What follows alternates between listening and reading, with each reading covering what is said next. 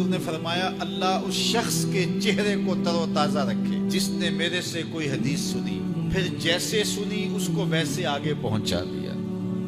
اور آقا کریم نے فرمایا بعض اوقات سنانے والا اس پر اتنا پہنچ کے عمل نہیں کرتا جتنا پھر سننے والا اس کے اوپر عامل ہو جاتا ہے۔ تو جب حضور نے دعا دی ہے کہ اللہ اس شخص کے چہرے کو تر و تازہ رکھے جس نے میری حدیث کو، میرے فرمان کو سنا اور ایسے ہی آگے پہنچا دیا، تو پھر موت کی سختیاں بھی اس کے چہرے کی تر و تازگی ختم نہیں کر سکتی، پھر قبر کے لمحے بھی اس کے چہرے کی تر و تازگی کو ختم نہیں کر سکتے۔ حشر کے دن لوگوں کے چہرے مرجھائے ہوں گے، جس کو رسول اللہ کی دعا ہے اس کا چہرہ اس دن بھی تر و تازہ ہو۔ تو حضور علیہ الصلوۃ والسلام کے فرامین کو سننا، دیکھیے جو تفصیلی علوم ہیں ان کو حاصل کرنا، سیکھنا یہ ہر ایک کے لیے فرض نہیں ہے، لیکن جو ضروریات دین ہیں ان کو سیکھنا یہ فرض عین ہے، یہ ہر ایک کے اوپر فرض ہے۔ اگر کوئی نہیں سیکھتا تو وہ گناہ گار ہے، اور اس میں نماز کے مسائل ہیں، روزے کے مسائل ہیں،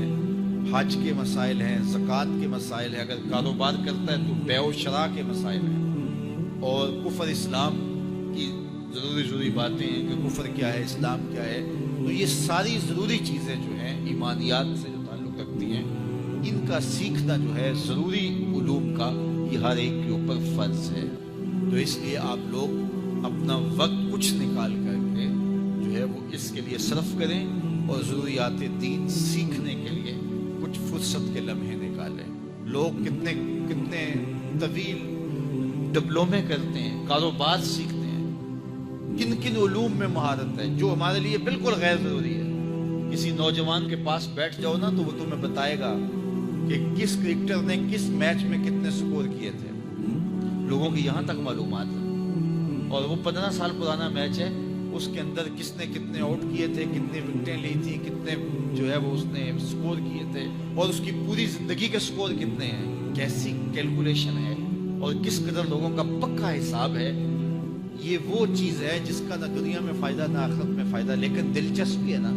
جس چیز سے دلچسپی ہو تو وہ چیز خود بخود ازبر ہوتی چلی جاتی ہے۔ دلچسپیاں انسان کو جو ہے وہ کسی چیز کو یاد کرنے میں مدد دیتی۔ ایک عرب شیخ کہہ رہا تھا کہ ہم ماضی میں پڑھتے تھے کہ ہمارے اسلاف، ہمارے بزرگ ایک رات میں پورا قرآن ختم کر لیتے تھے۔ تو وہ کہتا ہے میں سوچتا تھا کہ ساری رات قرآن بندہ پڑھتا رہے تو کس طرح ممکن ہے؟ تو کہتا ہے میں اپنے بچوں کو دیکھتا ہوں کہ وہ جو ہے وہ موبائل کے ساتھ لگے رہتے ہیں، اور فجر کی اذان ہو جاتی ہے تو وہ تب چونکتے اچھا رات گزر گئی۔ تو میں کہتا ہوں نوجوان کی دلچسپیاں کچھ اور ہیں، اور وہ بھی اس شغف کی وجہ سے ایسا کھبا کہ رات گزر گئی اور اس کو پتہ ہی نہ چلا۔ تو جن کو قرآن کا نشہ ہو گیا تھا ان کی ساری راتیں قرآن میں گزر جاتی تھی، اور ان کو پتہ ہی نہیں ہوتا تھا کہ رات بھی گزر گئی ہے، اور اذان ہوتی تو پھر پتہ چلتا کہ اچھا رات گزر گئی ہے۔ تو یہ شوق اگر پیدا ہو، شوق تو دیکھیے یہ گیموں کا پیدا ہو جائے، کھیلوں کا پیدا ہو جائے، تو وہ انسان کو کیا کچھ سکھا دیتا ہے۔ اور جس کے سینے میں کتاب اللہ کا شوق پیدا ہو جائے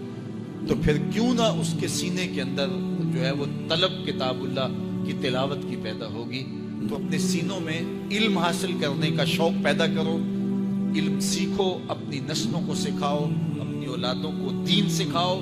اپنی اولادوں کو نماز کا خوگر اور عادی بناؤ، ان کو کھینچ کھینچ کے نماز کی طرف لے جاؤ، یہ عادی بن جائے نماز کے، تاکہ بعد از انتقال دعاؤں کے سلسلے جاری رہیں۔